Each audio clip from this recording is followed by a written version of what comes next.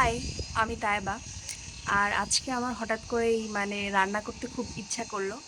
তো আমি বাসায় যখন সবাইকে বলি যে আমি আসলে একটু রান্না করতে চাই, আমার বাসার মানুষের এক্সপ্রেশন হচ্ছে আজকে থাক আজকে থাক, পরে রান্দিস কোনো দিন। আর আমার আম্মুরে জিজ্ঞেস করলে না না না না না থাক, দরকার নেই, তোর রান্না করতে হবে না।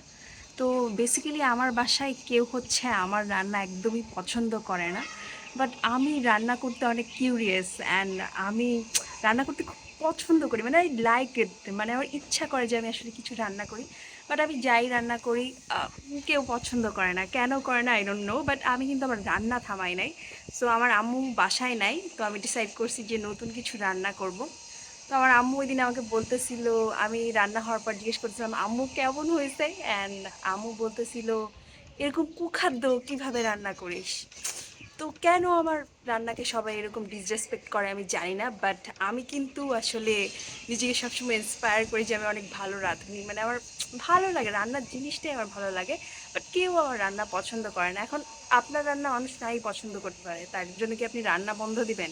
আমি কিন্তু দেই নেই, যার কারণে আজকে আমি একটা মজার রেসিপি বানাচ্ছি, আমার জন্য খুব মজার। তো সেটা আপনারা দেখতে থাকেন, আশা করি ভালো লাগে। আমি এদিকে গাজরের হালুয়া বানানোর জন্য গাজরগুলো বয়েল করে নিছি। আমি ঠিকমতো জানিও না গাজরের হালুয়া বানানোর জন্য বয়েল করতে হয় কি না, বাট আমি করছি। এরপরে আমি এটাকে খুব ভালো করে ম্যাশ করে নিচ্ছিলাম।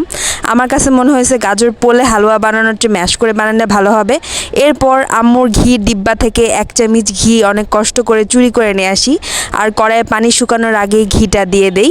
এরপরে ঘিটা ছেটে আমার গায়ে আসে। যাই হোক, এরপরে আমি গাজরগুলোও দিয়ে দিয়েছি। এখানে গাজরগুলোকে একটু ফ্রাই করে নেব। আমি এখানে দিচ্ছি 2 টেবিল চামচ মতো চিনি। চিনি একটু বেশি দিলে মনে হয় ভালো হতো, বাট আমাদের বাসায় কেউই বেশি মিষ্টি খায় না, যার কারণে আমি অল্প একটু দিছি।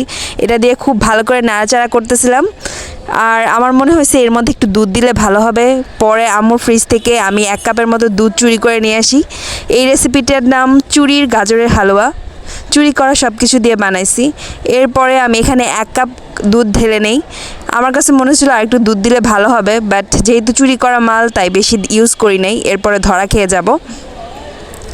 এদিকে আমি যতই নাড়া দেই কড়াই ঘুরতে থাকে ঘুরতে থাকে ঘুরতে থাকে। গাজরের হালুয়াটা ঘুরে ঘুরে নেচে নেচে কড়াই হচ্ছিল।